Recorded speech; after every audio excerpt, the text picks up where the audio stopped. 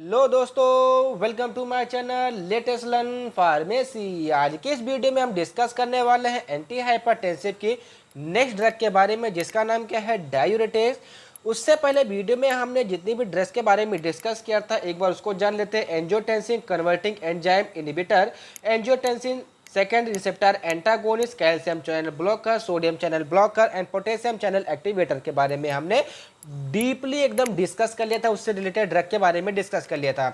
आज का जो पार्ट होने वाला हमारा डायूरेटिक के बारे में होने वाला, जो कि आपकी बहुत ही इंपॉर्टेंट वीडियो होने वाली है, क्योंकि डायूरेटिक के बारे में अक्सर आपसे एग्जाम में पूछ लिया जाता है। और ये जो डायूरेटिक है ये आपके सेकेंड यूनिट में भी है, इसलिए यहाँ पर हम 2 टॉपिक यहाँ पर कवर करेंगे और 3 टॉपिक जो डायूरेटिक के टाइप्स हैं वो नेक्स्ट लेक्चर में या नेक्स्ट यूनिट में हम कवर अप कर लेंगे। तो आज की वीडियो में हम मेनली देखने वाले loop diuretic and thiazide diuretic के बारे में। तो सबसे पहले ये जान लेते हैं कि डायूरेटिक का मतलब क्या होता है। इसका प्री फार्मूलेशन मतलब जैसे आप करते नहीं कि फार्मूलेशन करने से पहले प्री फार्मूलेशन के बारे में जानना पड़ता है, उसी से डायूरेटिक वर्क कैसे करता है, इसको जानने से पहले हमको कुछ रेनल रीअब्जॉर्प्शन के बारे में जानना बहुत आवश्यक है। तो सबसे पहले डायूरेटिक क्या होती है। डायूरेटिक ऐसे ड्रग होती है, ऐसे एजेंट होती है जो कि डायूरेसिस का मतलब क्या होता है कि यूरिन के प्रोडक्शन को इंक्रीज कर देना। This is called diuresis. तो हमारी जो डायूरेटिक ड्रग होती है वो ऐसी ड्रग होती है कि जो डायूरेसिस का मतलब क्या है, प्रोडक्शन ऑफ द यूरिन को इंक्रीज कर देगी एंड वाटर एंड सॉल्ट को रीअब्जॉर्प्शन कम कर देगी। अब मेन बात आती है यहाँ पे reabsorption of the water and salt का मतलब क्या। अगर ये चीज आपने यहाँ पे समझ ली तो आपको पूरी जितने भी डायूरेटिक के जितने भी ड्रग्स हैं केवल उसको आपको नाम याद रखने की जरूरत पड़ेगी, बाकी का बाकी पूरा मैकेनिज्म आप इसी वीडियो में समझ जाने वाले हैं। तो उससे यहाँ पे हम थोड़ा यूरिनरी सिस्टम के बारे में समझते हैं, जिसमें होता क्या है कि आपका इफरेंट एट्रियोल से जो आपकी बॉडी में ब्लड प्रेजेंट होता है वो इफरेंट एट्रियोल से जाकर के सीधा आपके कलेक्टिंग डक्ट वगैरह यूरिनेशन के लिए प्रोसेस होने के लिए सीधा यहाँ पे ग्लोमेरुलस में आता है, जो कि आपने ग्लोमेरुलस फिल्ट्रेशन रेट आपने पढ़ा होगा यूरिनरी सिस्टम में। तो यहाँ पर होता क्या है, यहाँ पर एक फिल्टर मीडियम लगा होता है जो क्या करती है, जो आपके मॉलिक्यूल्स होते हैं, ठीक है, ब्लड के अंदर होते हैं, आरबीसी होते हैं, प्लाज्मा होते हैं, प्रोटीन होते हैं, कार्बोहाइड्रेट होते हैं, ठीक है, इन सबको क्या करता है, फिल्टर करके ऊपर ही रोक लेता है और जो आपके वेस्ट मटेरियल होते हैं उसको फर्दर यूरिनेशन के लिए क्या कर देता है, भेज देता है। अब एग्जाम्पल ऐसा होता क्यों है, अगर ये फिल्टर ना हो तो सीधा सीधा आपका यूरिन में सीधा सीधा आपका ब्लड निकलेगा, आपका मतलब वाटर के साथ नहीं, सीधा सीधा ब्लड निकलेगा। क्यों? क्योंकि यहाँ से आपका आरबीसी क्या हो जाएगा, यहाँ से एब्जॉर्ब मतलब बाहर की तरफ जा ही नहीं पाएगा, फिल्टर होगा नहीं, ठीक है, तो डायरेक्ट ब्लड ही डायरेक्ट आरबीसी निकलने लगेगा, प्रोटीन निकलने लगेगा, कार्बोहाइड्रेट निकलने लगेगा। इसीलिए यहाँ पर एक ऐसा फिल्टर मीडियम प्रेजेंट होता है जो कि केवल वेस्ट मटेरियल और वाटर को ही फिल्टर करने की क्षमता रखता है, और बाकी जितने भी आपके माइक्रोमोलिक्यूल्स होते हैं जैसे आरबीसी हो गया, कार्बोहाइड्रेट, प्रोटीन हो गया, इन सबको क्या करता है, फिर से एफरेंट आर्टियोल की मदद से क्या करता है, फिर से आपके ब्लड में पुनः आपके superior vena cava and inferior vena cava में भेज देता है। अब बात आती है कि यहाँ पर हम डायूरेटिक के बारे में पढ़ रहे हैं, तो इसको क्यों समझ रहे हैं, क्योंकि डायूरेटिक में हमने क्या पढ़ा कि ये क्या करते हैं, decrease the water and the salt reabsorption. अब देखिए यहाँ पर जो ग्लोमेरुलस देख रहे हैं, यहाँ पर सोडियम का 65 से 70% रीअब्जॉर्प्शन हो जाता है, ठीक है। अब रीअब्जॉर्प्शन का मतलब क्या होता है ये समझिए। देखिए यहाँ पर आपका मतलब जो सोडियम होता है ये यहाँ से फिल्टर होकर बाहर की तरफ नहीं निकल पाएगा यूरिनेशन के लिए फर्दर।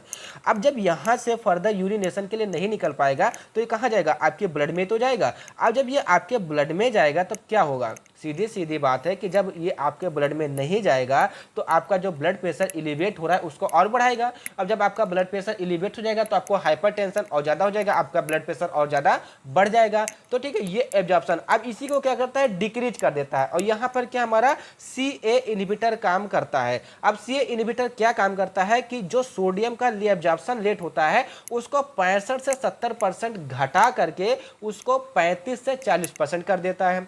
अब जब यहाँ पर सोडियम का रीअब्जॉर्प्शन घट जाता है, रीअब्जॉर्प्शन का मतलब क्या है, फिर से वो ब्लड में नहीं जा पाता है, तो यहाँ जो फिल्टर मीडिया लगा होता है ये सोडियम को नियर अबाउट 10 से 20% अलाउ कर देता है कि आप इस वाटर और वेस्ट मटेरियल के द्वारा आप बाहर निकलिए। अब जब यहाँ से आपका सोडियम बाहर निकल गया तो आपके ब्लड में सोडियम की मात्रा कम हो गई। अब जब सोडियम की मात्रा कम हो गई तो जो आपका हाइपरटेंशन था, एलिवेटेड बीपी था, वो क्या हो जाएगा, धीरे धीरे अपने मेंटेनेंस पे जाएगा। कुछ घटेगा, ज़्यादा नहीं, कुछ घटेगा घटेगा, क्योंकि सोडियम का लेवल जब आपके ब्लड में घटेगा तो आपका जो ब्लड प्रेशर होगा वो भी घट जाएगा। तब यहाँ पर बात हो गई आपकी क्या, ग्लोमेरुलस के बारे में, सीए इनहिबिटर के बारे में। तो यहाँ पर आपको ये समझ में आ गया होगा कि यहाँ पर 65 से 70% सोडियम का रीअब्जॉर्प्शन होता है, और जब सीए इनहिबिटर दे देते हैं तो यही रीअब्जॉर्प्शन क्या हो जाता है, रुक जाता है, और आपका जो यूरिन जो होता है, यूरिन में आपका सोडियम मिक्स हो जाता है ज़्यादा से ज़्यादा अमाउंट में, और यूरिनेशन के द्वारा बाहर निकल जाता है, जिसके कारण से जो आपकी बीपी होती है, जो हाइपर बीपी हो जाती है, हाइपरटेंशन हो जाता है, उसको ये ट्रीट करता है। अब ये बात हो गई। अब दूसरी बात आती है कि जो हमारे बाकी के सोडियम बचे हुए हैं, जैसे यहाँ से मान लीजिए आपका 30% मान लीजिए सोडियम बचा हुआ है, अब 30% सोडियम भी आपके यहाँ से रीअब्जॉर्ब होंगे। जैसे एग्जांपल के तौर पे देखिए, ये आपकी डक्ट जा रही है, अब यहाँ पर भी आपके क्या लगे, रीअब्जॉर्बर लगे हुए, ये देखिए रीअब्जॉर्बर कैनल लगी हुई है, पाइप कह सकते हैं आप, पाइप लगी हुई है, ठीक है, और ये हमारी एफरेंट आर्टियोल से ज्वाइंट है। अब जब क्या होगा, सोडियम का यहाँ से सोडियम आ रहा है, अब यहाँ से सोडियम का रीअब्जॉर्प्शन होगा, ठीक है, और कुछ आपका पोटेशियम होगा, उसका भी रीअब्जॉर्प्शन होगा, कुछ मात्रा में मैक्रोमोलिक्यूल्स आएंगे, उसका भी रीअब्जॉर्प्शन होगा। तो यहाँ पर क्या होगा कि जब सोडियम आपका यहाँ से रीअब्जॉर्ब हो जाएगा तो जाहिर सी बात है कि आपके ब्लड में जाकर घुलेगा। अब जब ब्लड में जाके घुलेगा तो क्या होगा, आपका ब्लड प्रेशर जो हो जाएगा एलिवेट कर जाएगा और आपको हाइपरटेंशन हो जाएगा। इसीलिए फर्दर आगे उस सोडियम को रीअब्जॉर्प्शन को रोकने के लिए हम डिफरेंट टाइप के ड्रग्स देते हैं। ये जो आप यहाँ तक देख रहे हैं, ये पूरा यहाँ तक ऐसे बना होता है, मैं आपको केवल यहाँ पे समझाने के लिए बताऊं। जब हम डाययूरेटिक सेकेंड में पढ़ेंगे तो इसका पूरा मैकेनिज्म साथ में लेकर पढ़ेंगे। अब जो दूसरा पार्ट होता है लूप ऑफ हेनले, जहां पर लूप डाययूरेटिक काम करती है, यहां पर 25% सोडियम का रीअब्जॉर्प्शन हो जाता है, ठीक है। रीअब्जॉर्प्शन का मतलब क्या है कि आपके इस आर्टरी में से, मतलब इस ट्यूबुल्स में से फिर से अफरेंट आर्टरी में जहां पे आपका ब्लड फ्लो कर रहा है, वहां पे फिर से इसका रीअब्जॉर्प्शन हो जाना। अब जब लूप डाययूरेटिक आप ले लेंगे तो ये जो 25% जो आपका यहाँ पे सोडियम है, उसको क्या करेगा, रीअब्जॉर्ब होने से रोक लेगा। तो यहाँ पे नियर अबाउट 20% जो सोडियम होता है यहाँ से रीअब्जॉर्ब नहीं हो पा जाता, और 5% सोडियम यहाँ से रीअब्जॉर्ब होकर आपके फिर से ब्लड में चला जाता है। तो लूप डाययूरेटिक कैसे काम करता है, लूप ऑफ हेनले में क्या करता है कि सोडियम के रीअब्जॉर्प्शन रेट को घटा देता है, जिसके कारण से आपके यूरिन में सोडियम की जो मात्रा है वो मेंटेन रहती है और यूरिनेशन के द्वारा निकल जाती है, और वो फिर से क्या होता है, आपके ब्लड में जाके फिर से नहीं मिल पाता है, ठीक है। ये हो गई लूप ऑफ हेनले की बात। यहाँ पे क्या होता है, 25% सोडियम रीअब्जॉर्प्शन होता है। उसके बाद यहाँ पर आप ट्यूबुल्स देख रहे हैं, इस ट्यूबुल्स में आपकी थायाजाइड जो होती है वो काम करती है। यहाँ पे टोटल 5% जो सोडियम होता है वो यहाँ पे रीअब्जॉर्ब होती है, क्योंकि यहाँ से 65-70 निकल गया और यहाँ से 25 निकल गया, कितना बचा आपका, टोटल 5 बचा। अब यहाँ पे थोड़े एवरेज भी लिया जा सकता है, जैसे कि मैंने आपको वहाँ पे बताया 50, या फिर बताया 20, 50, 20, 70, तो उसी प्रकार से कुछ सोडियम आपके यहाँ पर भी आपके निकल जाएंगे। तो यहाँ भी आपका क्या होता है, यहाँ भी आपका एफरेंट आर्टियोल जो कि ब्लड को कैरी करता है, वो क्या करेगा, यहाँ से भी ज्वाइंट होगा। अब जब यहाँ से ज्वाइंट होगा तो यहाँ से भी सोडियम को क्या करेगा, ये रीअब्जॉर्ब कर लेगा, मतलब अपने अंदर एब्जॉर्ब कर लेगा, और फर्दर क्या ब्लड में डिजॉल्व हो जाएगा। तो फिर आपका हाइपरटेंशन कंडीशन आ जाएगी। तो ये थायाजाइड क्या करते हैं, इस सोडियम, मतलब ये जो 5% सोडियम है, इसके रीअब्जॉर्प्शन को रोक देते हैं। अब जब यहाँ से सोडियम बाहर नहीं निकल पाएगा तो इसी ट्यूबुल्स के माध्यम से कलेक्टिंग डक्ट में चला जाएगा। अब जब कलेक्टिंग डक्ट में चला जाएगा तो जाहिर सी बात है कि यूरिनेशन के माध्यम से आपका सोडियम जो होगा वो आपका यूरिनेशन के माध्यम से बाहर निकल जाएगा, और जब सोडियम बाहर निकल जाएगा तो आपका जो हाइपरटेंशन हो जाएगा वो किसमें, हाइपोटेंशन में, मतलब मेंटेन बीपी में कन्वर्ट हो जाएगा। अब वहां पे कुछ सोडियम बच गए, मतलब thiazide, loop diuretic and CA inhibitor से कुछ सोडियम ऐसे हैं जो कि बच गए। अब उनका जो मामला फिनिश होता है वो कहाँ पे, कलेक्टिव डक्ट में होकर फिनिश होता है। तो यहाँ पर होता क्या है, 5% से भी कम सोडियम क्या होते हैं, यहाँ पे रीअब्जॉर्ब होते हैं। अब यहाँ पर क्या करते हैं, हम एसिड डाययूरेटिक ड्रग लेते हैं, ठीक है, जो क्या करते हैं कि मतलब जिसको बोलते हैं पोटेशियम स्पेयरिंग डाययूरेटिक ड्रग। ये क्या करते हैं, सोडियम के रीअब्जॉर्प्शन को घटा देते हैं, मतलब रोक देते हैं, जिसके वजह से क्या होता है कि यहाँ से आपकी जो मतलब जो आपका सोडियम है वो आपका एफरेंट आर्टियोल में नहीं जा पाता है, और जो पोटेशियम होता है उसको डायरेक्ट ये क्या करता है, रीअब्जॉर्ब कर देता है। मतलब यहाँ पे दो काम हो रहा है, क्या, एक तो सोडियम के रीअब्जॉर्प्शन को रोक रहा है और दूसरा पोटेशियम के रीअब्जॉर्प्शन को बढ़ा रहा है। अब जब आपके ब्लड में पोटेशियम का मात्रा बढ़ जाएगी तो वहां पर क्या होगा कि आपका जो हाइपरटेंशन वो मतलब बीपी आपका मेंटेन हो जाएगा, और जब सोडियम का रीअब्जॉर्प्शन घट जाएगा तभी आपकी बीपी मेंटेन हो जाएगी। तो ये है डाययूरेटिक का पूरा मैकेनिज्म ऑफ एक्शन। और फिर यहाँ से फर्दर क्या होता है, आपका यूरिनेशन आपका एनएस के माध्यम, ठीक है, माध्यम से जो भी होगा वो उसको आप जानते होंगे एचएपी में वो, ठीक है, वहां से क्या हो जाएगा यूरिनेशन के माध्यम से आपका यूरिन निकल जाएगा और यहाँ पर नियर अबाउट आपके 90% जो सोडियम होती है वो क्या होती है आपके एलिमिनेट कर दी जाती है। और मेनली यहाँ पर हम potassium sparing diuretic and loop diuretic का उपयोग करते हैं, जो कि बहुत सारे डॉक्टर इसी मेडिसिन को लिखते हैं। तो यहाँ पर आपको ये समझ में आ गया कि रीअब्जॉर्प्शन ऑफ द साल्ट होता क्या है और जो हमारी डिफरेंट टाइप की डायूरेटिक ड्रग होती है वो काम कैसे करती है। यहाँ पर आपने जनरल ओवरव्यू जान लिया, अब आते हैं डिटेल बारे में इसके पढ़ते हैं। तो अभी तक आपने देखा क्या कि डायूरेटिक क्या होती है, उसका मैकेनिज्म ऑफ एक्शन क्या होता है, reabsorption of the water and salt का मतलब क्या होता है रेनल ट्यूब्यूल्स में।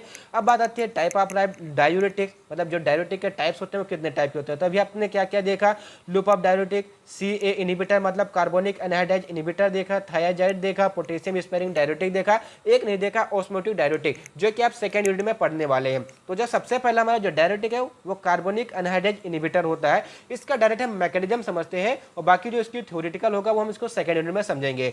तो सबसे पहले ये जान लीजिए कि आपका एक ट्यूब्यूल्स का पार्ट है, ठीक है। ट्यूब्यूल्स के पार्ट में आप देख सकते हैं कि ये आपका ICF का मामला, मतलब ये समझ लीजिए कि आपका ब्लड का मामला है और ये आपका यूरिनेशन का मामला है, ठीक है। मतलब क्या हो रहा है कि यह आपका, जैसे यहाँ पर अभी आपने देखा ये वाला चीज जो आप देख रहे हैं ये है, ठीक है। और जो ये आप ट्यूब्यूल्स देख रहे हैं, ये वाला ट्यूब्यूल्स आप देख रहे हैं ये आपका ये यहाँ पर है, ठीक। तो यहाँ पर आप देखिए होता क्या है, सबसे पहले ये समझिए, ये आपका ब्लड है, यहाँ से आपका मान लीजिए कि आपका जो भी वेस्ट मटेरियल है यहाँ से ग्लोमेरुलर फिल्ट्रेशन के द्वारा क्या होता है फिल्टर हुआ। अब यहाँ पर फिल्टर हुआ तो वहाँ से कुछ बाइकार्बोनेट आयन, मतलब जैसे HCO3 आपका निकला। अब HCO3 और H, क्योंकि वहाँ पर हाइड्रोजन, जाहिर सी बात है, क्योंकि आप वाटर भी, मतलब वेस्ट मटेरियल में आपका वाटर भी आता है और वाटर में आपका हाइड्रोजन प्रेजेंट होता है। अब क्या होगा, ये HCO3 और H प्लस आपस में मिलकर H2CO3 बनाएंगे, बाइकार्बोनियम आयन बनाएंगे, ठीक है। तो उसके बाद जब ये मतलब H2CO3 का मेटाबॉलिज्म होगा तो ये फर्दर H2 मतलब वाटर में और CO2 में निकलेगा, मतलब कहते हैं टूट जाएगा। अब ये क्या होगा, सीधा ये पानी और ये कार्बन डायरेक्ट जाकर आपके ब्लड में रीएब्जॉर्ब हो जाएगा। अब जब ये कार्बन डाइऑक्साइड और वाटर आपका ब्लड में रीएब्जॉर्ब हुआ तो ये फिर से क्या बना देगा H2CO3। अब ये H2CO3 का फिर से मेटाबॉलिज्म होगा और फिर क्या बनेगा HCO3 और प्लस H प्लस आयन बना देगा। अब चूंकि यहाँ पर आप देख सकते हैं कि यहाँ पर हमारा Na प्लस सोडियम, मतलब सोडियम आपका इन्फ्लक्स होकर अंदर आ रहा है, मतलब आपके ब्लड में आ रहा है, तो ये क्या करेंगे NaCO3 बना लेंगे। अब जब NaCO3 बना लेंगे, NaHCO3 मतलब सोडियम बाइकार्बोनेट बना लेंगे, तो इसका एलिमिनेशन इम्पॉसिबल हो जाएगा। क्यों हो जाएगा, क्योंकि इसका कोई रूट बचेगा ही नहीं, कि इसको कोई तोड़ने के लिए एंजाइम बचेगा ही नहीं वहाँ पे। अब जब इसको एंजाइम तोड़ने के लिए बचेगा नहीं तो डायरेक्ट आपका सोडियम का जगह बाहर नहीं निकलेगा। अब जब सोडियम आपका बाहर नहीं निकलेगा तो सीधी सीधी बात है क्या, आपका वहाँ पर हाइपरटेंशन हो जाएगा। अब यहाँ पर आप देख सकते हैं कि ATPase पंप भी काम कर रहा है, ये क्या कर रहा है सोडियम को बाहर पोटेशियम को अंदर भेज रहा है। लेकिन अब जब ये यहाँ पर NaHCO3 जब ज्वाइंट हो गया तो ये केवल सोडियम को बाहर नहीं निकाल सकता, क्योंकि इसके अंदर फर्दर केमिकल रिएक्शन नहीं होगी। अब जब ये सोडियम को ATPase पंप के द्वारा या आयन एक्सचेंजर के माध्यम के द्वारा यहाँ से जब सोडियम का बाहरीकरण होगा ही नहीं तो जाहिर सी बात है कि आपका जो ब्लड प्रेशर हो जाएगा वो बढ़ जाएगा, ठीक है। ये होता है नॉर्मल, मतलब जनरल मैकेनिज्म होता है। अब जब आप डायूरेटिक ड्रग ले लेते हैं तो आप देख सकते हैं यहाँ पे पूरा ब्लैंक हो गया। कैसे ब्लैंक हो गया ये समझिए, यहाँ पर आपका सोडियम, यहाँ पर आपका हाइड्रोजन, ठीक है। ये HCO3 आपका मतलब वहाँ से ट्यूब्यूल्स में निकला, मतलब ग्लोमेरुलर फिल्टर होकर निकला, वहाँ से आपका क्या ये हाइड्रोजन आपका इससे मिलकर H2CO3 बना दिया। अब यहाँ पर एक काम क्या कर रहा है CA इनहिबिटर, जो क्या है एक आपका डायूरेटिक ड्रग है, उसने क्या किया इसको ही ब्लॉक कर दिया। अब जब इसको ही ब्लॉक कर दिया तो किसी भी फॉर्मेशन नहीं हो पाएगा, मतलब जो आपका H2O CO2 हो रहा था उसका फॉर्मेशन नहीं हो पाएगा। अब जब इसका फॉर्मेशन मतलब नहीं हो पाएगा तो ये अंदर की तरफ एब्जॉर्ब नहीं होगा और फिर थोड़े से दूर में जाके जब ये यूरिनेशन के अदर लूप ऑफ हेल्ले पार कर लेंगे तब क्या हो जाएगा CO2 H2O के माध्यम से और यूरिन से आउटपुट दे देगा, मतलब ये आउट हो जाएगा। तो इस प्रकार से आपका जो हो जाएगा जो सोडियम हो जाएगा वो भी आपका बाहर हो जाएगा, यहाँ सोडियम ATPase पंप के माध्यम से, और पोटेशियम आपका अंदर चला जाएगा। ये होता है general mechanism of this CA inhibitor, ठीक है। इस पर थोड़ा सा काम बाकी है, मैं आपको जब नोट्स अपलोड करूंगा तो यहाँ पर पूरा वर्क करके दूंगा। यहाँ पर केवल आपको समझाने के लिए मैंने यहाँ पे बताया हुआ है। और इस पे एक चीज और, this topic will be discussed in second unit of the diuretic chapter, मतलब सेकंड यूनिट के डायूरेटिक चैप्टर में हम इसको डिस्कस करेंगे, ठीक है। अब ये हमारी मेन चीज आती है, मतलब डायूरेटिक जो होता है उसकी जो मेन ड्रग होती है उसको हम थायाजाइड एंड रिलेटेड ड्रग के बारे में पढ़ेंगे। तो अभी तक आपने देख लिया कि डायूरेटिक क्या होती है, कि जो डायूरेटिक ऐसे सब्सटेंस होते हैं जो कि डायूरेसिस को प्रमोट करते हैं। और डायूरेसिस क्या होता है कि यूरिन के प्रोडक्शन को इंक्रीज कर देती है by the decreasing the reabsorption of the urine and the salt. तो यहाँ तक अभी आपने सब कुछ जान लिया। आई थिंक आपको ये समझ में आ रहा होगा, ठीक है। अगर नहीं समझ में आ रहा तो प्लीज़ कमेंट करके बता दीजिएगा आप, क्योंकि हम लोग बहुत मेहनत से वीडियो बनाते हैं, आपका एक एक कॉन्सेप्ट क्लियर करने की कोशिश करते हैं। अगर आपका कॉन्सेप्ट क्लियर नहीं हो रहा है तो एक बार आप हमारे व्हाट्सएप में मैसेज कर दीजिएगा, हम आपको इससे भी अच्छे वे में समझाने की कोशिश करेंगे, ठीक है। तो थायाजाइड एंड रिलेटेड डायूरेटिक में दो टाइप के ड्रग होते हैं। एक थायाजाइड डायूरेटिक मेन ड्रग होती है जिसमें आता है हाइड्रोक्लोरोथायाजाइड आता है, इससे रिलेटेड जो होती है उसमें क्लोरोथैलिडोन एंड इंडापोमाइड होता है, ठीक है। तो इसका जो मैकेनिज्म ऑफ एक्शन होता है कुछ इस प्रकार से होता है, जैसे आप देखिए यहाँ पर कुछ पॉइंट टेबल हमने किया हुआ है जिसको हम थ्योरी में ना ऐड करके डायरेक्ट यहीं पर आपको ऐड कर दे रहे हैं। ये आपने देख लिया, ठीक है। ये क्या है आपका सोडियम पोटेशियम, ये देखिए सोडियम कैल्शियम को ट्रांसपोर्टर है। इसके माध्यम से क्या होता है, सोडियम आपका अंदर आता है, कैल्शियम भी आपका अंदर आता है और बाहर भी जाता है। यहाँ पर आपका लगा है सोडियम पोटेशियम एटीपीएच पंप लगा है, जिसके माध्यम से आपका जो सोडियम होता है बाहर जाता है, कैल्शियम आपका पोटेशियम आपका अंदर आता है। यहाँ पर आपका क्लोरीन है, क्लोरीन यहाँ से आउटपुट जाता है, बाहर जाता है। यहाँ पर सोडियम आपका अंदर और फिर आपका कैल्शियम अंदर, जो कि आपका आयन एक्सचेंजर का काम करता है। अभी धीरे धीरे आपको ये समझ में आ गया कि ये है क्या, ठीक है। तो यहाँ पर सबसे पहले हमको ये जानना है कि ये डायूरेटिक काम कैसे करती है। जो थायाजाइड डायूरेटिक होती है वो क्या करती है, सोडियम क्लोराइड ट्रांसपोर्टर को या को ट्रांसपोर्टर को या सिम्पेटर को ब्लॉक कर देती है। अब जब ब्लॉक हो जाएगा, ठीक है, सेम वही कंडीशन देख लीजिए कि जो इधर का पार्ट है आपका रेनल ट्यूबल्स का, इधर का पार्ट क्या है आपका ब्लड ट्यूबल्स का, ठीक है, ब्लड वाला है। तो यहाँ पर जब सोडियम अंदर नहीं जाएगा ब्लड के अंदर, मैकेनिज्म यहीं पर आप समझ लीजिए। देखिए यहाँ पर जब NaCl ट्रांसपोर्टर को इसने क्या किया, इनिबिट कर दिया, तो सोडियम क्या होगा आपका यहाँ पे अंदर नहीं जा पाएगा। अंदर का मतलब क्या है, ब्लड के अंदर डिजॉल्व नहीं हो पाएगा, रीएब्जॉर्ब नहीं हो पाएगा। अब जब ये सोडियम अंदर नहीं आ पाएगा तो ये बाहर ही तो जाएगा, कहीं तो जाएगा नहीं, क्योंकि दो ही रूट होता है, तो अंदर जाएगा तो बाहर जाएगा। जब ये ब्लड के अंदर नहीं आ पाएगा तो ये सोडियम बाहर निकल जाएगा और ये क्लोराइड किसी तरह से कोशिश करने गया कि वो अंदर आ जाए, लेकिन इसकी भी मात्रा क्या होती है, कुछ हद तक कम हो जाती है। ये भी आपके ब्लड के अंदर डिजॉल्व नहीं हो पाते।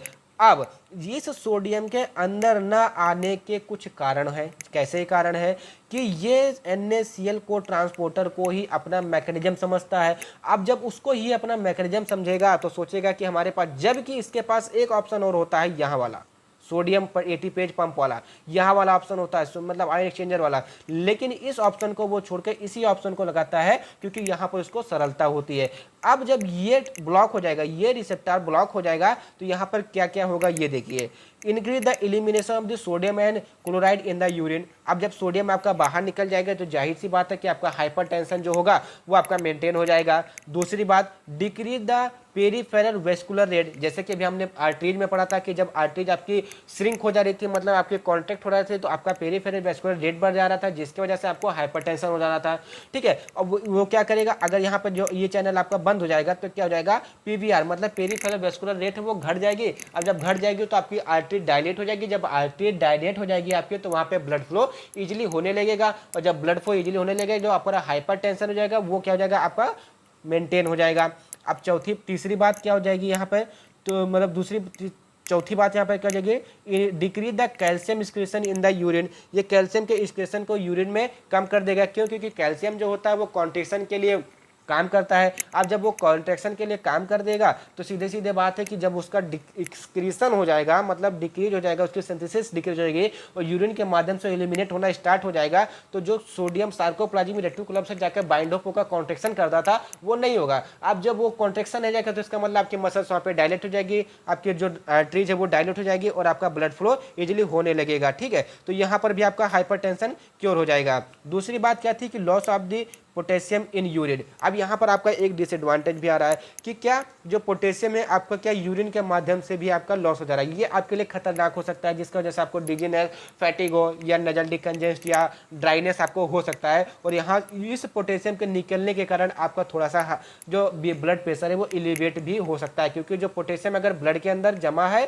तो इसका मतलब आपका जो ब्लड प्रेशर उसको मेंटेन करता रहेगा। लेकिन यहाँ पर आपका क्या होता है पोटेशियम, ये इसका एक डिसएडवांटेज भी आप लिख सकते हैं। उसके बाद क्या है increase the reabsorption of the calcium in the blood, ये क्या करता है, ब्लड के अंदर कैल्शियम का रीएब्जॉर्प्शन बढ़ा देता है। फाइनली जेड क्या होता है कि increase the luminal concentration of the sodium chloride in the late distal tube, और जिसका मतलब क्या होता है कि जो भी आपके ऐसे मटेरियल जो आपके ब्लड प्रेशर को एलिवेट करते हैं उसको क्या कर देंगे, यूरिन के माध्यम से क्या कर देंगे, उसको इंक्रीज कर देंगे उसका यूरिनेशन, और क्या हो जाएगा आपका जो एलिवेटेड ब्लड प्रेशर है वो आपका किस में बदल जाएगा, मेंटेन में, और यहाँ पर आपका कैल्शियम आपका अंदर की तरफ जा रहा है। तो ये होते हैं हमारे कुछ जो थायाजाइड डायरेटिक होते हैं वो कैसे काम करते हैं, इसके बारे में आपने यहाँ पे जान लिया। और यहाँ पर जो पंप होते हैं, जैसे सोडियम इसके अंदर से जाता है और फिर यहीं से बाहर चला जाता है, मतलब यहाँ से अंदर जाएगा पोटेशियम और फिर बाहर चला जाएगा, सोडियम भी इसके माध्यम से अब बाहर जाने की कोशिश करता है, और यहाँ से सोडियम अंदर आने की कोशिश करता है। जब यहाँ से सोडियम अंदर आने की कोशिश करेगा तो यहाँ से बाहर ये चला जाएगा, ठीक है, ये यहाँ से बाहर चला जाएगा, ठीक है। ये हो गए जनरल मैकेनिज्म के बारे में। तो यहाँ पर हम कुछ इसके एडवर्स इफेक्ट के बारे में भी बात कर लेते हैं कि क्या क्या इसका एडवर्स इफेक्ट होता है। हाइपोकैल्सीमिया, जैसे कि अभी हमने आपको बताया कि पोटेशियम का लॉस हो रहा है तो इसकी वजह से आपको हाइपोकैल्सीमिया भी हो सकता है।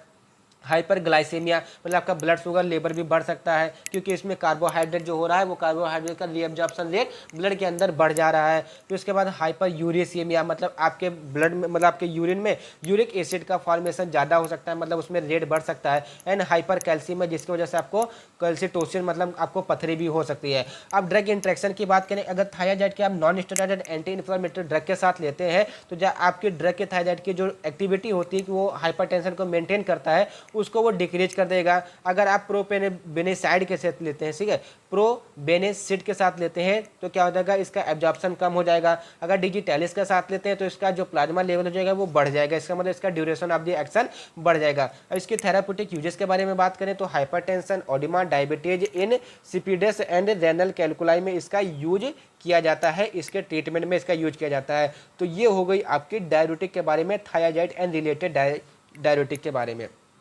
अब बात आती है loop and high ceiling diuretic, ये आपकी मेन होती है और इसको आपको बहुत अच्छे तरीके से समझ के चलना है, क्योंकि यही आपके एग्जामिनेशन में पूछा जाता है मेन तौर पे। तो जो लूप डायरेटिक होता है, जैसे कि अभी हमने आपको एक जो हमने रेनल एक्सक्रीशन में आपको समझाया था, यहाँ पे जो लूप डायरेटिक आपके लूप ऑफ हेनले में काम करता है, जहाँ पर 25% सोडियम का रीअब्जॉर्प्शन होता है, और जो ये लूप डायरेटिक होती है ये आपके 25% सोडियम के रीअब्जॉर्प्शन को रोक देती है, जिसके कारण से आपका जो सोडियम होता है वो क्या होता है, आपके उसी यूरिन में पड़ा रहता है और फिर यूरिनेशन के माध्यम से बाहर निकल जाता है। इसका कुछ मैकेनिज्म है, इसके बारे में हम समझते हैं, ठीक है। तो ये भी आपने समझ लिया।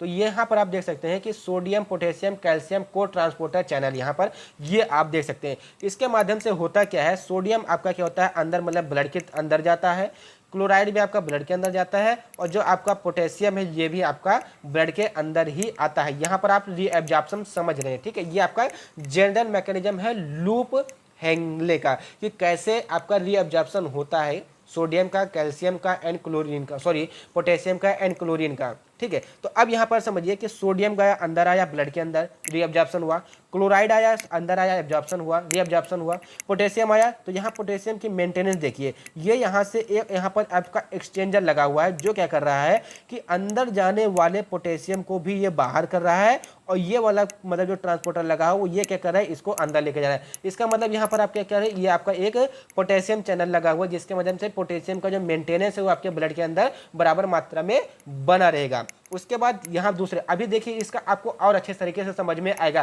कैसे समझ में आएगा, यहाँ पर आप एटीपीएच पंप देख रहे हैं। एटीपीएच पंप में होता क्या है, सोडियम क्या होता है बाहर जाता है, पोटेशियम आपका अंदर जाता है, और यहाँ पर भी आपका एक क्या है पोटेशियम चैनल लगा हुआ है, यहाँ से आपके पोटेशियम की मेंटेनेंस हो रही है। अब होता क्या है, जो ये क्लोराइड आयन होता है ये क्या करता है, क्लोराइड आयन चैनल से बाहर की तरफ निकल जाता है। इस प्रकार से आपका जो होमियोस्टेटिस मतलब ब्लड प्रेशर का होता है वो बना रहता है। अब जब आपको हाइपरटेंशन काज हो जाता है तो आपको इस सोडियम को रोकना होता है, इस सोडियम को, इस कैल्शियम को आपको रोकना होता है कि ये यहाँ से कैल्शियम एलिमिनेट ना हो और ये सोडियम अंदर ना आ पाए। अगर सीधी सीधी बात करें कि अगर इस सोडियम और इस क्लोराइड को हम यहीं पर रोक दें, ऐसे अगर यहीं पर हम रोक दें और ब्लड के अंदर ही ना जाने पाए तो आपका ब्लड प्रेशर क्या हो जाएगा, मेंटेन हो जाएगा, ठीक है। तो हम कोशिश क्या करते हैं कि इस चैनल को ही ब्लॉक कर दें।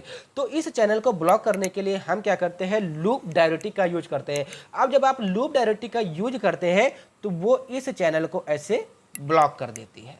अब ये चैनल जब ब्लॉक हो जाएगा तो क्या सोडियम आपका अंदर जाएगा? नहीं जाएगा। इसका मतलब सोडियम आपका यूरिनेशन के माध्यम से बाहर निकल जाएगा। क्या क्लोराइड आपका बाहर जाएगा? नहीं जाएगा। इसका मतलब क्या होगा? आपका क्लोराइड चैनल यहाँ पे इनिबिट हो जाएगा, जिसकी वजह से जो आपका एलिवेटेड बीपी है वो मेंटेन हो जाएगी। अब यहाँ पर कुछ सोडियम की मात्रा की आपको हाइपोटेंशन ना हो जाए, ठीक है, कुछ सोडियम की मात्रा यहाँ से, मतलब यहाँ पे भी आपके ट्यूबल्स लगे होते हैं, इसके माध्यम एटीपी पंप के माध्यम से बहुत ही माइनर अमाउंट में, ये आपको बुक में नहीं मिलेगा, लेकिन जब आप इसके साथ एनिमेशन वीडियो देखेंगे तो यहाँ पर आपको देखने को मिलेगा कि ये वाला जो सोडियम है, ठीक है, ये थोड़ी सी मात्रा में ये हमारे ब्लड में फिर से चला आता है, जिसकी वजह से मेंटेनेंस वहाँ पे बना रहे। तो ये हमारे लूप डायरेक्टिक का मैकेनिज्म होगा। सीधा सीधा लूप डायरेक्टिक का मैकेनिज्म क्या होता है? ये सोडियम पोटेशियम क्लोराइड चैनल या को ट्रांसपोर्टर जो होता है उसको ब्लॉक कर देता है, जिसकी वजह से सोडियम का रीअब्जॉर्प्शन ब्लड के अंदर नहीं हो पाता है। और जब आपका ब्लड के अंदर सोडियम नहीं रहेगा तो इसका मतलब आपका जो ब्लड प्रेशर है वो आपका मेंटेन हो जाएगा, ठीक है, जो आपका एलिवेटेड बीपी होगा वो आपका मेंटेन हो जाएगा। तो यही हुआ हमारे, जैसे एग्जांपल के तौर पे फ्यूरिसेमाइड हो गया, ये क्या करता है? सोडियम पोटेशियम क्लोराइड सिम्पोटर को ब्लॉक कर देता है। ये हो गई आपकी लूप डायरेटिक या हाई सिलिक डायरेटिक की मैकेनिज्म, जिसको बहुत ही आसान भाषा में बहुत ही अच्छे से मैंने आपको शायद बताया है।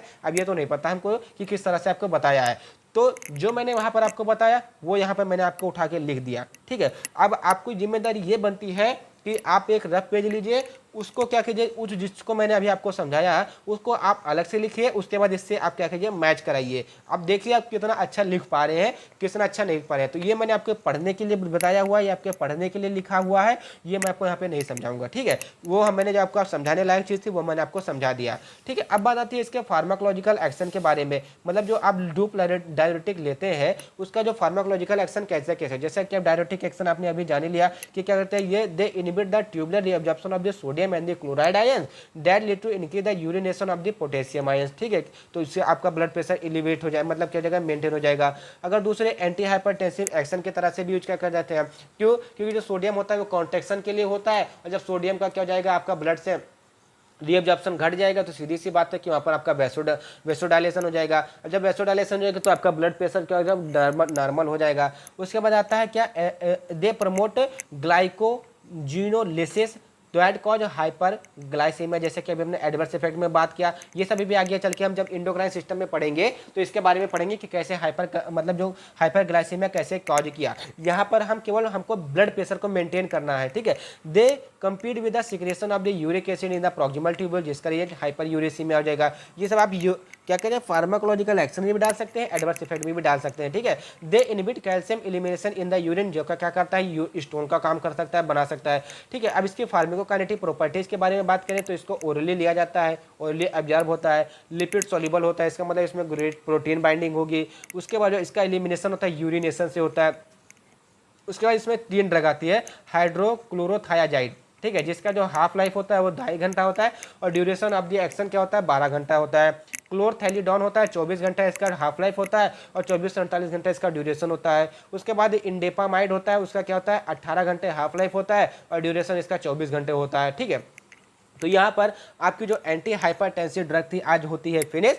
नेक्स्ट वीडियो में मिलते हैं एंटी एंजाइनल के ड्रग के साथ में, उसके मैकेनिज्म एक्शन के बारे में, और इसके बारे में जितने भी एसेंशियल नॉलेज होगी मैं आपको भरपूर देने की कोशिश करूंगा। आपका काम क्या है, चैनल को सब्सक्राइब करना, वीडियो को लाइक करना, कमेंट करके हमको बताना कि आपको वीडियो कैसा लगा। कोई भी डाउट आता है बेझिझक पूछिए, कुछ भी मतलब कुछ भी अगर आपको गड़बड़ लगता हो तो बेझिझक पूछिए, कोई दिक्कत नहीं, क्योंकि आप भी सीख रहे हैं, हम आपको सिखा रहे हैं, साथ साथ में हम भी सीख रहे हैं। Thank you for watching the video. और वन मोर इम्पॉर्टेंट थिंग कि हमारा जो फ़ोन था वो हो चुका है इस समय डैमेज, ठीक है।